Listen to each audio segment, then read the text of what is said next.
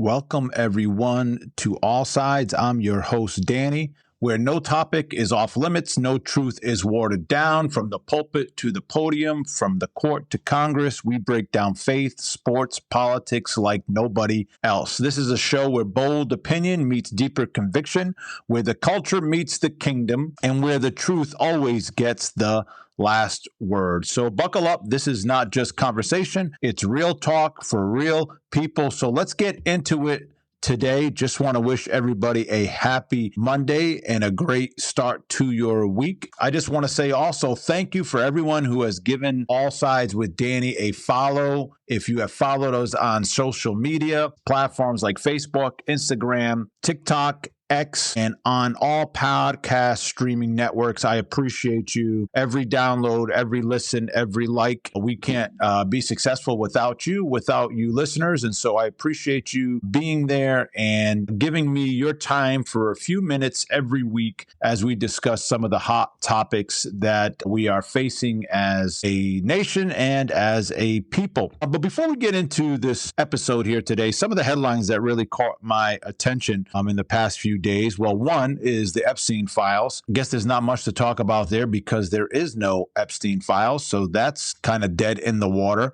But one of the things that really struck me was what took place in Texas with a doctor, Christina Props, I believe is her name. I think I'm pronouncing her last name correct. If I'm not, I apologize. But Christina Props, she's a pediatrician, and she made some crazy comments on social media directed towards the tragic incident that took place there in Texas within less than a half hour, from what I understand, less than a half hour, mass flash flood that got as high as 29 feet, I believe, if not higher, in just a matter of minutes, swept through that town and causing devastation and sadly taking lives. How tragic is that something would take place like that and somebody would make a comment. They said that in Houston, Texas, a pediatrician named Dr. Christina Props has been fired after facing mass backlash for posting that 80 Texas flood victims, including children, were Trump supporters who got what they voted for. Imagine saying that. Imagine in a tragedy where lives are being lost, where people are dying, and you revert to a political statement. You don't say, hey, I'm sorry for the loss of these individuals. I'm sorry for the tragic loss of lives. You say, you know what, they got what they deserved because they voted for Trump. We heard the tragedy of that camp where 30 plus young kids, young girls were swept away and killed in this flash flood. And so this doctor takes a pediatrician, someone who's actually seeing kids and diagnosing kids, helping kids, to say they got what they deserve because they voted for somebody in a political party just simply blows my mind. But Bluefish Pediatrics, they came out with this they said this to our patients and community.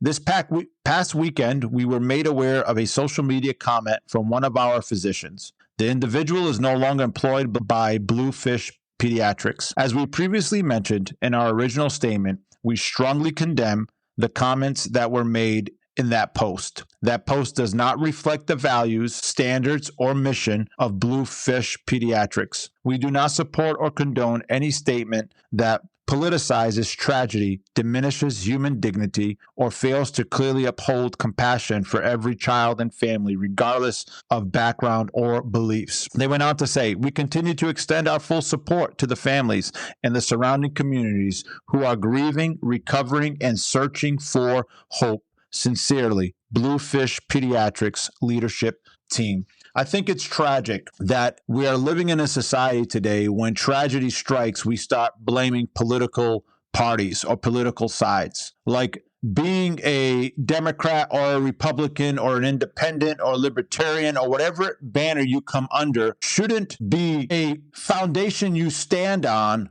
to ridicule or to mock somebody else during tragedy because they stand for the opposite side that you agree upon. Imagine saying, well, I'm a Republican, and so if that happened, that tragedy happened to that family over there whose house caught on fire, well, it's because they're a Democrat. How foolish and stupid is that? How crazy is that?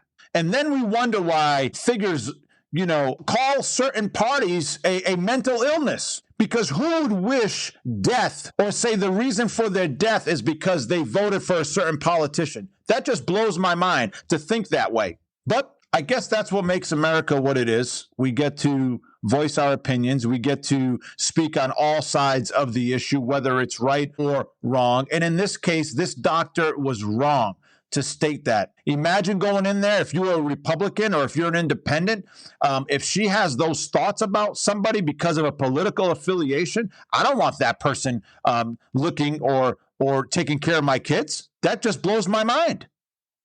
And yet that's how this person views individuals who voted for someone she opposes. But what makes a country free and great is that it allows us the opportunity to vote for whoever we feel is the best candidate for the job. Going out there and looting towns and looting cities and looting stores and burning down the American flag, the very country that gives you the freedom to choose who you want to vote for into office, and you're burning that flag. You're looting the very cities you live in. How does that make any sense? How does it make any sense to go ahead and destroy the neighborhood you're a part of because you're upset at a political party or a political figure? You know what you do? You go to the polls. And the majority of people, let's face it, don't vote. They want to complain. They want to protest. They want to block traffic on the highways and our intersections and on the streets, but they don't want to go out and vote. But they want to voice their opinion. If you want to make a change, then get out there and vote. It starts on the local level, and it works its way up. But you know what? I don't want to dive into too much of this, but that caught my attention. And I believe that Christina got exactly what she deserved. And that was to be let go from practicing as a pediatrician, especially when you know good and well that children have been killed because of this flash flood. And you say, well, those who voted for Trump, that's what you get. That's what you deserve. That's just tragic, uncalled for and unprofessional. And I believe that Bluefish Pediatrics did the right thing by letting her go. And maybe she can learn from that mistake and make amends and start new somewhere else. But nonetheless, that's the results for a poor comment and poor judgment to go on social media and doing and saying those things. But we are not going to get into that any further today. We just want to, first of all, welcome everybody back. Thank you for being part of episode number 4 on All Sides with Danny. And you know the drill. If it matters to your pocket, to your family, or your soul, we're breaking it down raw, unfiltered, and unapologetic. And today, buckle up because it's going to be a fun one. It's definitely going to stir some controversy. And I'm looking forward to reading your comments and seeing what your thoughts are and what you think about all of this. And so we're going to be getting into Elon Musk. Yes, the Elon Musk, the Tesla guy, the rocket man, sending satellites into orbit, trying to colonize Mars. And maybe now he wants to colonize Capitol Hill with his own political party. He says he's launching a brand new political party, the American Party. What a name to name it, right? The American Party. Is this really a shot at breaking the two-party stronghold? That's a great question. Or is it just a billionaire throwing the world's most expensive temper tantrum and because his bottom line got bruised, because there might be some possible cuts that will affect his funds a little bit. We're going to get into that, and we're going to find out what this is all about. We're going to tear through the tweets, the money, the power plays, the truth for the next half hour or so. So grab a seat. Let's get into it. Let's talk about it here today. Let's give some background on Musk's announcement to the American people. So remember on July 4th, right? President Donald Trump signed the big, beautiful bill, and it went went into effect while many of us were flipping burgers, grilling chicken, steaks, hot dogs, whatever it was that you had on 4th of July, enjoying the firework display, enjoying some volleyball or pool time with friends, whatever it was, that bill was put into effect. But meanwhile, Elon Musk on X, his own personal platform where he can speak to the masses, to the world, he started stirring up trouble as soon as President Donald Trump decided to sign that big, beautiful bill into effect. And so he drops a poll out of nowhere, right? He's trying to stir up controversy. That's what he does best, actually. He's been doing that for a long time. And he states, or he quotes, and I quote, "Do you want independence from the two-party system? Some would say the uniparty system," end quote. So millions of people, nearly 80%, said yes. They responded to his question, and millions of people responded, not just a few hundred, not a few thousand, but millions responded, and they said yes. 80% said yes. And the next day, right, July the 5th, the very next day, he declares the American Party is born to give back your freedom. Wow, what a statement. I mean, everybody's like, woo, we're back. We're going to get exactly what we wanted. It's exactly what we needed. It's exactly what we're looking for. And so he comes out and he uses the bold statement, freedom, right? Freedom, bold words. But what does he mean by that? What does he mean by we're going to give you back your freedom? Musk claims both Republicans and Democrats have become more bloated, corrupt than ever before. And he actually went on to call it the Porky Pig Party. He lumped both the Democrats and the Republicans together, and he calls them the Porky Pig Party, which is kind of funny. He says that they're bankrupting the country with endless spending, bloated bureaucracy, and sweetheart deals that only benefit the elite.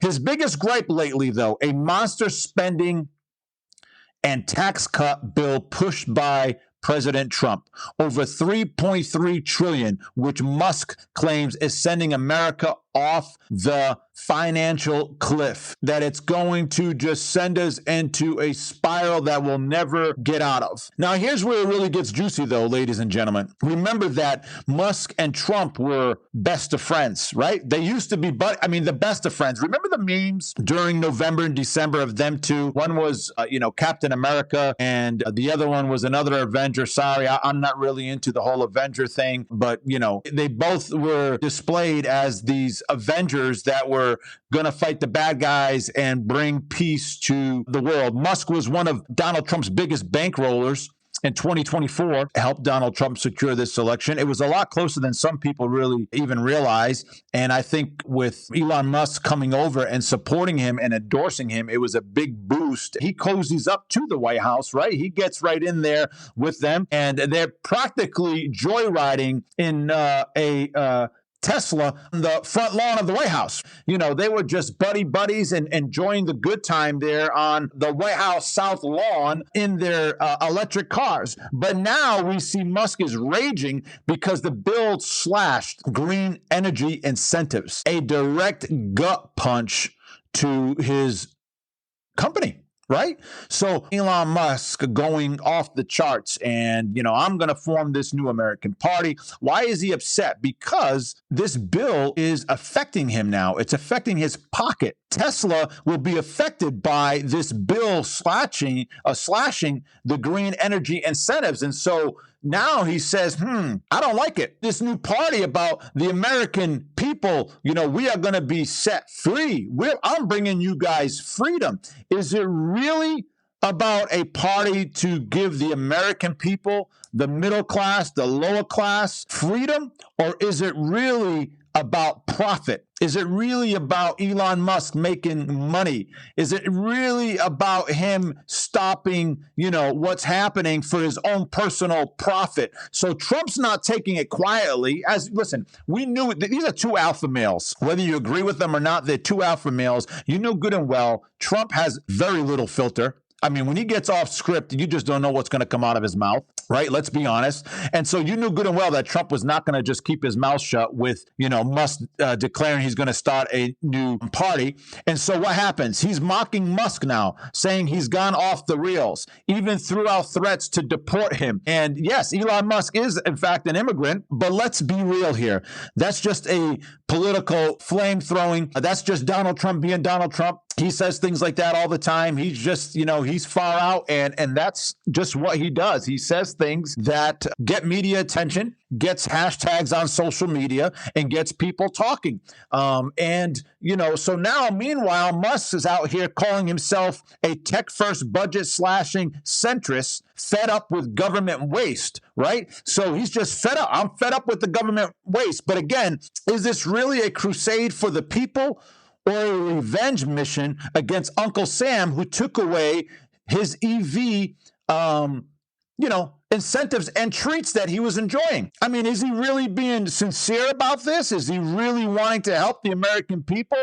Or is this a mission, a crusade, if I can use that word, to say, listen, I'm coming against all of you that are getting into my pockets and taking away some of these benefits that I've enjoyed. So let's really get into this and let's unpack what's happening here. So there's challenges and there's logistics to this whole situation. So let's break it down, because launching a new party ain't like rolling out a new Tesla model. Starting a new party is not so easy. We've actually seen that in the past few elections, especially just recent with Robert Kennedy Jr. leaving the Democratic Party to run as an independent. And so to get on the ballot during an election, it takes a lot of work. It takes a lot of signatures. You have to navigate. Each state has its own requirements. They require a certain amount of signatures. They require a certain amount of things to take place prior to you even being on the ballot. Now, a lot of people say, well, we already have a three-party system. We have the independents, but that does not put them on the ballot when it comes to an election. And so let me explain. So yes, you can go in on your election day and you can write in any name you want to write in, right? You can write in. But if you notice on the ballot, it will give you a Republican candidate, which in this past election would have been Donald Trump.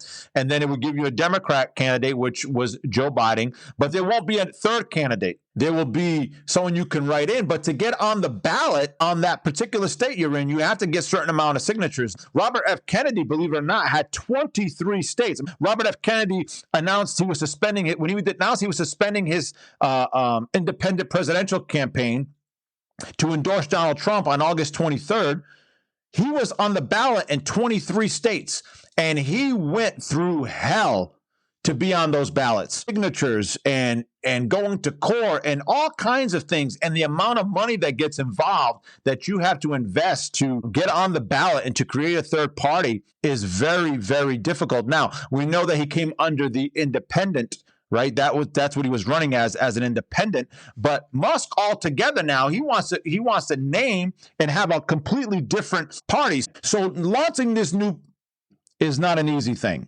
Musk's plan is not to conquer the whole political map, at least not yet. But he is zeroed on winning at least 2 to 3 Senate seats and 8 to 10 House seats, because Congress is simply hanging by a thread. He feels like that's a place where he can break in and try to make some noise. The House passed that giant spending bill, 218 to 214, a razor's edge. In the Senate, it was locked 50-50 and broken by Vice President J.D. Vance. A tiny American party bloc could be kingmakers in deciding which bills rather live or die. So Elon Musk throwing a little monkey wrench into this could be like a key factor if he gets some of those Senate seats, or he gets some of those House seats. And so Musk says that's how you make sure legislation serves the true will of the people, is by getting this into play, by getting 2 or 3 Senate seats, by getting 8 to 10 House seats. Now you can begin to make sure that things are done properly and correctly. And it sounds strategic, but here's the brutal truth about that. It sounds great, right? On paper, when you talk about it, you say, man, that's exactly what we need. We get 2 or 3, senator seats, and we get 8 to 10 seats in the House. And man, now we can start making some noise. And so it sounds good. It sounds like, exactly what we need, but building a viable third party in America is a nightmare. And like I said, we've seen it happen. Even coming under the independent presidential, running as an independent, it's not an easy thing. And so it's a nightmare to try to do that. California, for example, demands 75,000 registered party members or 1.1 million signatures just to get on the ballot. I mean, that is a big task. Just ask Robert Kennedy Jr. if it's a easy thing to do. New York, thanks to a law dating back to the 1800s, you can't even name your party America. Can you imagine that? You can't. His name already disqualifies him from even getting into the state of New York. Every state has different thresholds, deadlines, and paperwork nightmares that you have to go through to even get on the ballot or to even have this political party to be even recognized. Political scientists say it would take 10 years and up to $1 billion to get a national third party off the ground. Now, I don't think the money's the issue for Elon Musk. I don't think that's an issue, but we do see that it's going to take a lot more than just money. Musk is loaded for sure. The guy has the money, but even $1 billion evaporates fast when you're fighting 50 different election bureaucracies across the country. Again, let's ask Robert Kennedy Jr. How many court issues was he involved to just get on the ballot where they didn't want to put him on the ballot, and he had all the signatures he needed. He had all the requirements he needed, and they were still fighting him, and it was costing him some serious money. And again, I know that Elon Musk has the money, but believe me, it's going to cost a lot more than $1 billion to get on all of these states. So he says he wants to stop fielding candidates by 2026 midterms. That's next year. Where's he going to find these candidates, number one, right? Are they real policy people, or is just a Musk cultist who retweets memes about Dogecoin and Mars? Is it really a legit individual who has real policies, real skills when it comes to the political scene, or is it just his followers that, retweet and or repost, I should say, everything he talks about, whether it's, crypto or whether it's going to Mars, whatever it may be. Imagine the campaign ads for Elon Musk. Listen, vote for the American Party and you get a free Cybertruck. I mean, I don't know. I wouldn't put it past him. Everyone who votes, who gets a free Cybertruck or some sort of incentive. I don't know what it would be. And I'm kidding, but at the same time, I'm not, because Elon Musk, he thinks outside the box when it comes to a lot of these things. But the bottom line, the logistics here are a beast. Musk just can't code away with some sort of an algorithm or some sort of a bot that he creates on his X platform.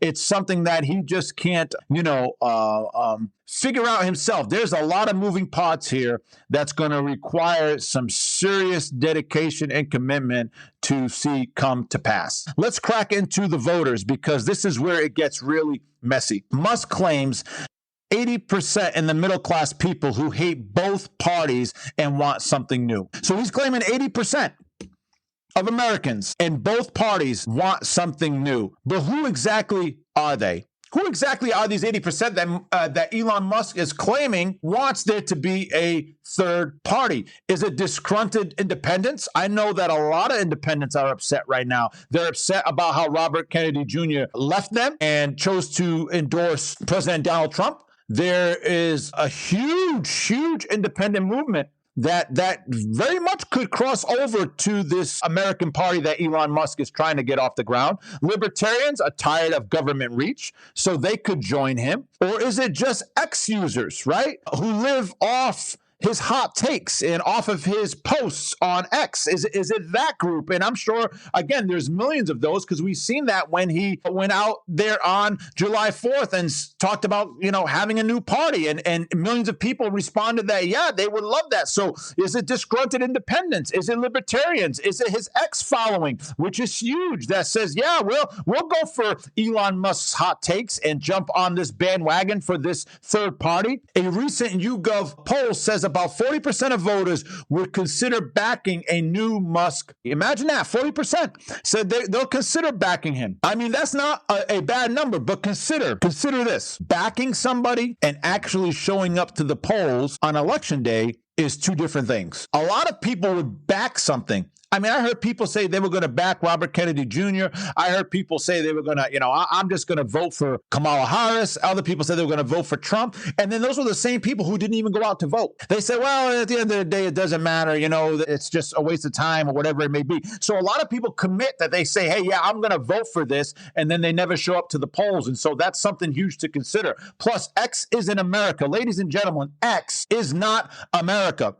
Sometimes I think we're viewed here in America that, everybody's a Musk follower, that everybody's on X. But the reality is only 25% of Americans are on X platform. That's it. 25% of Americans are on X platform. Usually it's skewed young people or, 20 to 30 to 40-year-olds who are,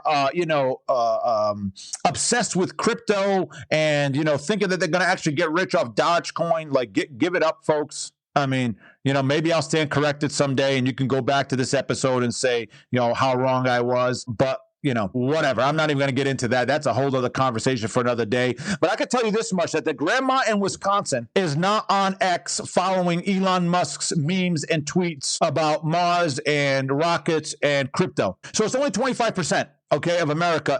As far as we know, I don't know where they come up with all these polls, but they're saying it's 25% of Americans that are on the platform X. But, grandma, like I said, in Michigan, or grandpa down in Texas, he's not on X. He's not following the memes. He's not following the stories. It's something that we have to think about. And let me just say this. Musk himself is not exactly beloved by every human being. That's just a reality. As a matter of fact, his favorability in polls hover around 36%. That's right between the insurance salesman and the guy who knocks on your door trying to sell you solar panels. I mean, that's pretty much where he ranks. I can't stand either one of them. I know they got a job to do, right? But the last thing I want is, the solar panel guy knocking on my door when I'm in the middle of eating supper to try to tell me how I need solar. And really, that's where Elon Musk's approval rate is. It's at 36%. It's not very high. Not very many people like the guy. They didn't like him when he was a Democrat. They definitely didn't like him when he crossed over to support Donald Trump. And a lot of people think he's just, he's just far out there and everybody's has a right to their opinion. It's all sides with Danny. You have a right to your opinion. And it is what it is. Who is his base? And more crucially, could he accidentally nuke the side he likes the most? And so that's the problem with these third-party things, right? Because what happens is when these third parties come into play, they're going to pull from somebody and cost somebody an election. It's going to cost somebody an election. I was just talking to a friend of mine the other day, the guy who's my barber. And he told me the problem with these third parties is that it's going to pull from somebody and cost someone an election.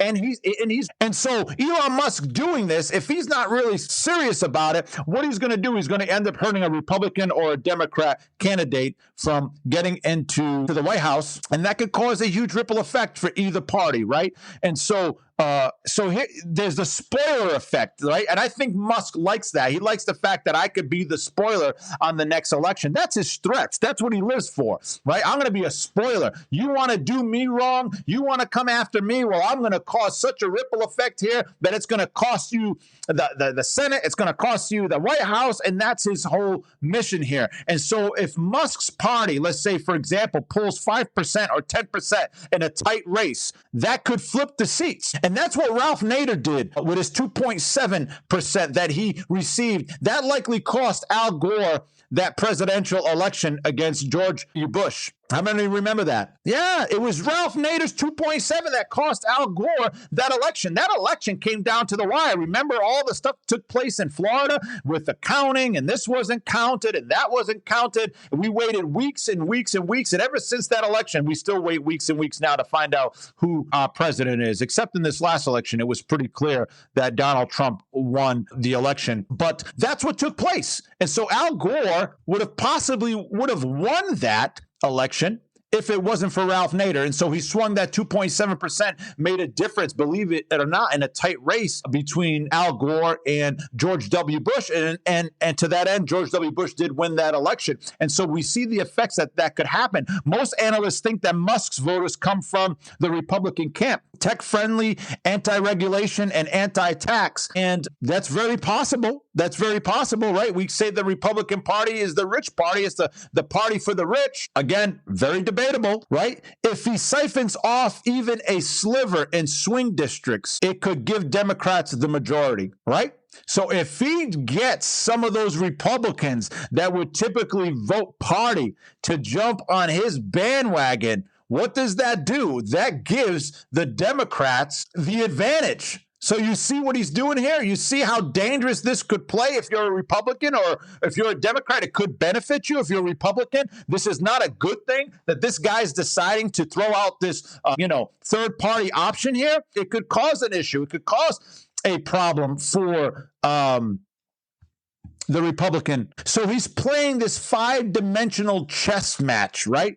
He's shaking up Congress. That's what he wants to do. He wants to shake up Congress. He's playing this chess match. Or is he just simply taking the board and I'm just going to throw all the pieces on the ground and see where it falls, right? Is he throwing? It's almost like he's throwing that temper tantrum. I'm about to take the board and flip it over. Have you ever played anyone when, you're playing a game, Monopoly, or you're playing, chess or whatever it is, and all of a sudden someone flips the board, they get up and all the pieces are everywhere and now you can't make sense of anything? That's almost what he's trying to do. And so that is a dangerous thing. So the $1 million question, or should we say in Musk's case, the $1 billion question, ladies and gentlemen, is he going to cause a ripple effect that will affect other candidates, whether in the Democratic or the Republican Party? And I think the answer is yes to both. We just don't know where it's going to fall, but most likely he's going to probably draw some Republicans to his side that's going to cost the Republicans in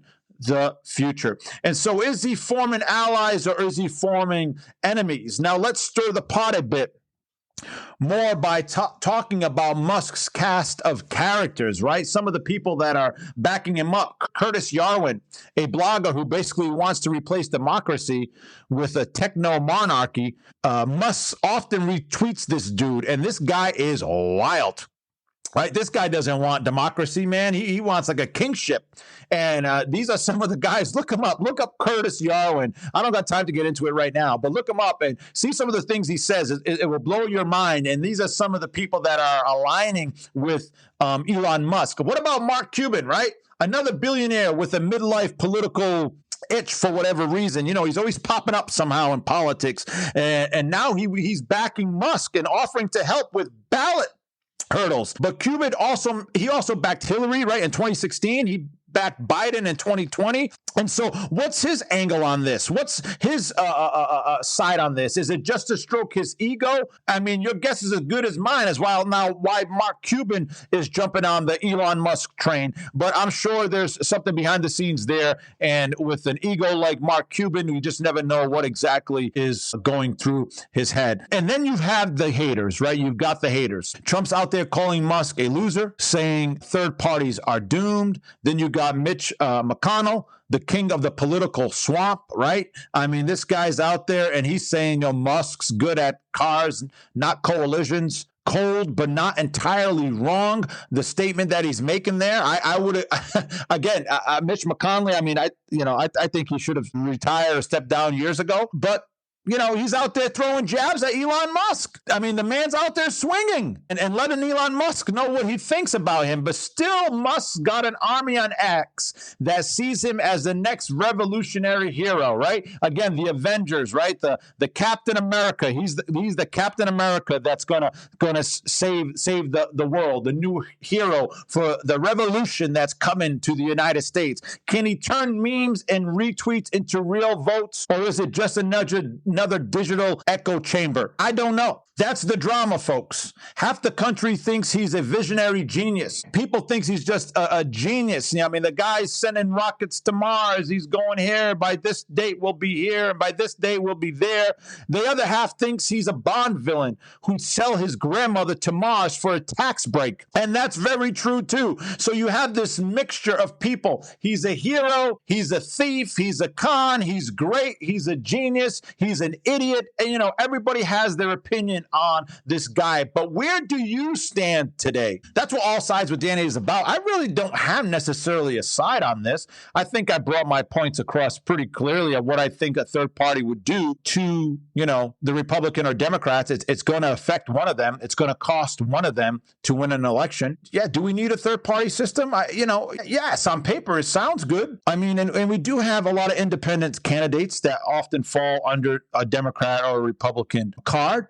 Do I think Elon Musk can do it? Of course he can. I mean, if he wants to, he can. Will he? I don't know. So where do you stand? So let's look at the big picture here as we wrap this up and call this to action. Let's zoom way out for a second here, because this is unfiltered. Right? This is truth. This is All Sides with Danny. It's built for moments like this. This isn't just about Elon Musk. It's about our country. So sick of gridlock, corruption, and performative politics that even billionaires pitching half-baked ideas start to sound tempting to us. I mean, we're just so sick of it, folks, that when an Elon Musk, a business guy who has no political background, begins to throw out the idea that we're going with a third political party, it becomes enticing because we're fed up as a society. We feel like we're being cheated. We feel like we're being lied to. We feel like 1 minute there's Epstein files, the next minute there is no Epstein files. We're tired of 1 minute we're releasing the JFK files. The next minute, it's the same things that were released,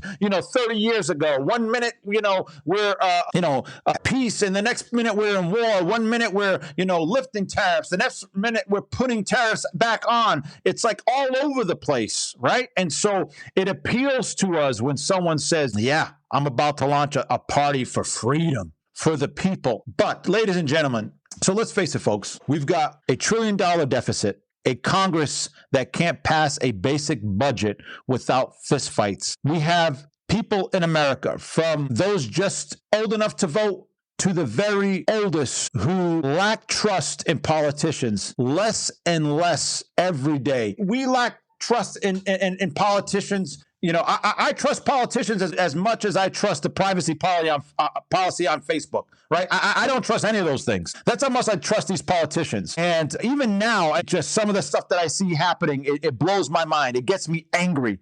We can't trust these people. And so, it's tempting to say, yeah, we do need something different. So maybe, just maybe, people are desperate enough to take a flyer from Elon Musk and read it and see what he is about. Or maybe he's just another rich guy who thinks he can buy power because he's just bored and nothing, he's bored and his feelings are hurt, right? Maybe his pride and his ego is hurt. Remember when he was going to fix government efficiency as Trump's advisor, that lasted about a month. Remember when he promised to fully give us self-driving cars by 2020? See, we forget those things. I don't. That's why it's All Sides with Danny. I remember things like this. I remember he said by 2020 there'll be self-driving cars and you don't have to worry about it. You can just sit back. And I understand there's cars that are self-driving, but it's not across the board like he presented it. So we're still waiting on that promise. There's a lot of things he hasn't come through on. So will he come through on this party? Will he really commit himself to creating this party for the betterment of the United States of America? I don't know. Maybe you have a take on it. Maybe you feel that he can. And I encourage you to comment and let me know your take on that. Look, the guy's brilliant. He's built rockets and cars and changed industries. But politics, ladies and gentlemen, is not a Tesla factory line. Politics is a whole different machine. Politics is not launching a rocket into space. Politics is a different animal. It's dirty. It's fuzzy. It's unclear. It is hardcore. It's people stepping on other people to get to the top. It's not the same as a factory line pushing out a Cybertruck. You can't just tweet or post on X your way to bipartisan cooperation. You just can't go on X and hope that everybody's going to rally around you from both sides because of your cool meme or cool video. So is this American party a revolution brewing, or a billionaire in a midlife crisis that has nothing better to do with his money and whose ego is hurt because they took away some of his funds? That's where you come in, ladies and gentlemen. Tweet, message me, DM me, leave your comment. Let's keep it raw. Let's keep it real. Let's keep it unfiltered. Because one way or another, ladies and gentlemen, Musk is shaking the tree in the political world. He's shaking it up. The more he posts, the more people comment. The more he says things, the more engagements he has. The more he pushes this promotion of this party, the more people are going to start listening. So what say you about all of this? This is All Sides with Danny, where we don't water it down. We talk about the hot takes and the hot topics of the day or the week. But in closing, folks, this is our time. Thank you again for giving me your ear for a few moments here today on this Monday. I appreciate all of you. Thank you for tuning in. This is All Sides with Danny, where we don't sugarcoat anything. We give you the raw truth. Look forward to connecting with you again next week on another hot topic. Have a great week, great Monday, and we will see you next time.